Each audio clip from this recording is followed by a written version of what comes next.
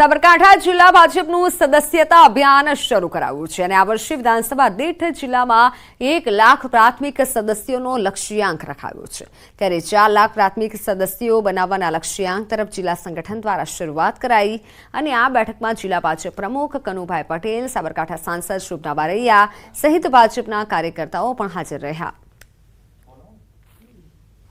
આ 2024 દરમિયાન प्राथमिक सदस्यों बनावવાનું લક્ષ્યાંક સાબરકાંઠા જિલ્લામાં 4 લાખ કરતા વધુ આપેલું છે અને દરેક વિધાનસભામાં 1 લાખ કરતા વધુ પ્રાથમિક સદસ્યો બનાવવાનું લક્ષ્યાંક આ સાબરકાંઠા જિલ્લાના કાર્યકર્તાઓએ સ્વીકાર કરેલો છે। સાબરકાંઠા જિલ્લામાં જે લક્ષ્યાંક આપ્યો છે 4 લાખ, એ લક્ષ્યાંક પૂરો કરવા અત્યારથી જ કાર્યકર્તાઓ કામે લાગી ગયા છે અને સૌ કાર્યકર્તાઓ એક પણ ઘર કે એક પણ ફળિયું કે કોઈ નાત જાતના ભેદભાવ વગર સૌના ઘરે ઘરે જઈ અને પ્રાથમિક સભ્ય બનાવવા માટે તત્પર છે। હીરાનગરી સુરત શહેરે વધુ એક આગવી સિદ્ધિ મેળવી છે। દેશભરમાં સ્વચ્છ વાયુ સર્વેક્ષણ 2024માં સુરતે પ્રથમ ક્રમાંક મેળવ્યો છે। 131 શહેરોને પાછળ છોડી કુલ 200 માર્ક્સમાંથી 194 માર્ક્સ મેળવી પ્રથમ ક્રમે મેળવી અને શહેર અને રાજ્યનું ગૌરવ વધાર્યું છે। મહત્વનું છે, સ્વચ્છ વાયુ સર્વેક્ષણમાં દેશના 131 શહેરોએ ભાગ લીધો હતો। ગત વર્ષ 2023માં યોજાયેલા સ્વચ્છ વાયુ સર્વેક્ષણમાં સુરત શહેરને 13મો ક્રમાંક મળ્યો હતો અને ઇન્દોર પ્રથમ ક્રમે હતું। પ્રદૂષણને નાથવા સુરત મહાનગરપાલિકાના અનેકવિધ આઇકોનિક પ્રોજેક્ટના કારણે આ સફળતા મળી હોવાનું મનપા કમિશનરે જણાવ્યું હતું।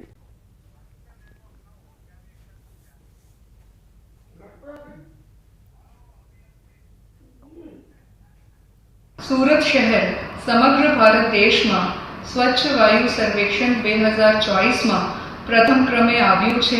ત્યારે सूरत शहरना लोकोने હું ખૂબ ખૂબ હાર્દિક અભિનંદન પાઠવું છું, ખૂબ ખૂબ હાર્દિક શુભેચ્છાઓ પાઠવું છું અને સાથે સાથ આપનું હું હાર્દિક આભાર પણ માનું છું કે આપના સહકારના કારણે सूरत શહેરને આ સિદ્ધિ મળેલ છે। બનાસકાંઠાથી સહકારી ક્ષેત્રના મોટા સમાચાર। ડીસા એપીએમસીમાં જમીન ખરીદીનો મામલો, ચેરમેન ગોવાભાઈ રબારીએ પ્રતિક્રિયા આપી। કેટલાક લોકોને પેટમાં દુખે છે એટલે આ બધું ઊભું કરે છે, કોઈ ભ્રષ્ટાચાર નથી કર્યો। માર્કેટમાં હજુ 44ની તપાસ ચાલુ છે। એના આપણે સુપ્રીમમાં ગયા હતા। સુપ્રીમમાં આપણી અપીલ એડમિટ નથી થઈ, હજુ ખાલી સ્ટે આલ્યો હતો એમને, હાલ પૂરતો સ્ટે આલ્યો।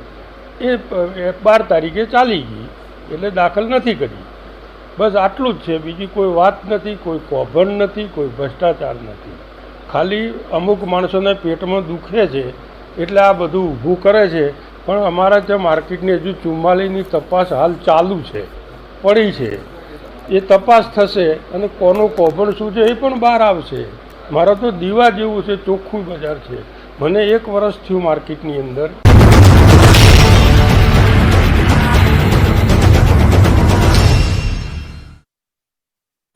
સુધી પાણી ભરાયા। પૂર વચ્ચે પણ ભક્તોએ કરી મહાદેવની પૂજા। બીજી તરફ તાપી જિલ્લામાં ભારે વરસાદના પગલે જિલ્લાની નદીઓમાં ઘોડાપૂર આવ્યું। જિલ્લાની અંબિકા, પૂર્ણા, ઓલણ, જાખરી, મિંડોળા સહિતની નદીઓમાં ઘોડાપૂરની સ્થિતિ। તો ઘરની છત સુધી ભરાયેલા પાણીના દ્રશ્યો છે બારડોલીના નીચાણવાળા વિસ્તારના। અહીં પણ મિંડોળા નદીમાં ધસમસતા પૂરે તબાહી મચાવી। બારડોલીના નીચાણવાળા વિસ્તારો પાણીમાં ગરકાવ થયા। 60-70 ઘરોમાં પાણીએ કબજો જમાવી લીધો। કાચા મકાનની છત સુધી પાણી ઘૂસી જતા લોકોને ઘર છોડવું પડ્યું। બારડોલી નગરના કોટની સામે આવેલી વસાહતમાં 60-70 ઘરોમાં પૂરના પાણી પ્રવેશી ગયા। કોટ વસાહતની સામે રહેતા માલધારી પરિવારને પશુએ પણ રોડ ઉપર બાંધી દેવાની નોબત આવી। દક્ષિણ ગુજરાતમાં મેઘરાજાએ દે ધનાધન બેટિંગ કરતા વલસાડના હાલ બેહાલ થઈ ગયા છે। વલસાડના રસ્તાઓ, સોસાયટીઓ બધું જ પાણીમાં સમાયું છે। શહેર જળમગ્ન બની જતા લોકોને હાલાકીનો સામનો કરવો પડ્યો। નીચાણવાળા વિસ્તારોમાં પાણી ભરાતા રોડ ગોતવા પડે તેવી સ્થિતિનું નિર્માણ થયું।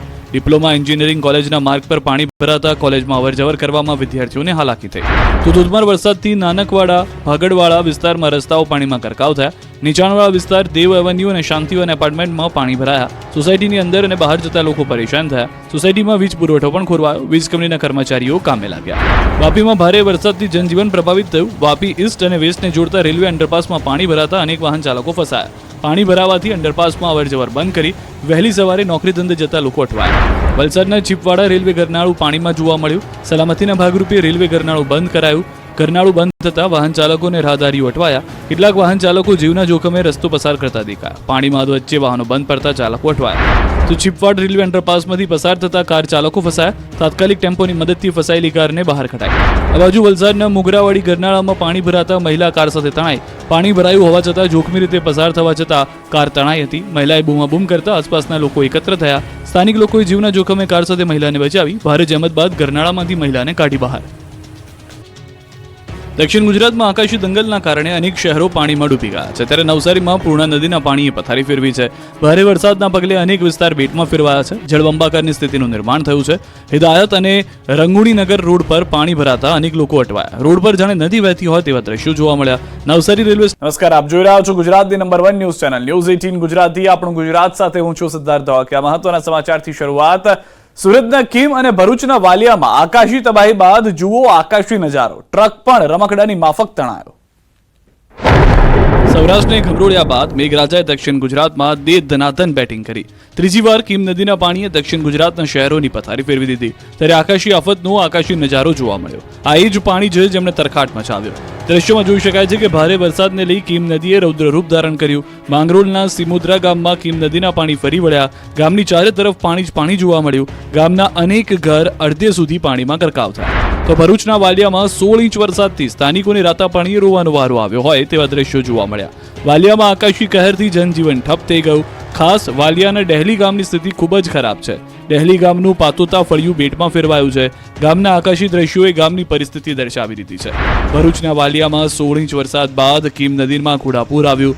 તૃણા ગામેથી પસાર થતી કીમ નદી રોડ પર વહેતી જોવા મળી. તૃણા ગામના અઘોરેશ્વર મંદિર આશ્રમમાં જવાનો માર્ગ ડૂબી ગયો. કીમ નદીના કિનારે આવેલા નાના મંદિરો પાણીમાં જળમગ્ન થયા. તો અનેક ગામમાં કમર સુધીના પાણી પણ જોવા મળ્યા. ભારે વરસાદ બાદ સુરતના માંગરોળ તાલુકામાં કીમ નદીના વહેણમાં ટ્રક તણાયો. માંગરોળ અને ભરૂચના જેવાડાના રોડ પર નદીના તીવ્ર વહેણમાં કોઈ ઘાસના તણખલાની માફક ટ્રક પલટી ગઈ હતી. ભરૂચના વાલિયામાં આબ ફાટ્યું. 16 ઇંચ વરસાદથી ઘરો બજારો પાણી જ પાણી. ગુજરાતમાં એક સાથે 4 સિસ્ટમ સક્રિય થવાથી અનેક જિલ્લામાં જળ વિસ્ફોટ થયો છે. વાદળફાડ વરસાદથી હાહાકાર મચી ગયો છે. સૌથી ખરાબ હાલત થઈ ભરૂચના વાલિયા અને આસપાસના ગામડાઓની. ભરૂચના વાલિયામાં તો જાણે આબ ફાટ્યું હોય તેવી સ્થિતિ થતા જળ ત્યાં સ્થળની સ્થિતિ થઈ ગઈ છે. 14 કલાકમાં 12 ઇંચથી પણ વધારે વરસાદ ખાબકતા આખું ગામ ડૂબી ગયું. અનેક ઘરોમાં પાણી ભરાયા તેમજ નદી નાળા છલોછલ થયા. વાલિયાનું ડહેલી ગામ ભારે વરસાદમાં ડૂબી ગયું. લોકો પોતાના ઘરમાં જ કેદ થયા. ડહેલી ગામમાં કીમ નદીના પાણી ભરાતા ગામને પાણીએ ઘેરી લેતા લોકોનું જનજીવન ખોરવાઈ ગયું. ડેલી ગામે પહોંચી ધારાસભ્ય ચૈતર વસાવાએ ગામનો ચિતાર મેળવ્યો. વસાવાએ ગામની સ્મશાનની માંગને તંત્ર સુધી પહોંચાડવા બાહેધરી આપી. બીજી તરફ ટોકરી નદીના પાણી સેવડ ગામે કોઝવે પર ફરી વળતા 5 ગામ સંપર્ક વિહોણા થયા. વાલિયાના મોતીપરા, ગુંડિયા, કડવાલી, નવાપરા, બુલેશ્વર ગામના મુખ્ય માર્ગો પર પાણી ફરી વળ્યા.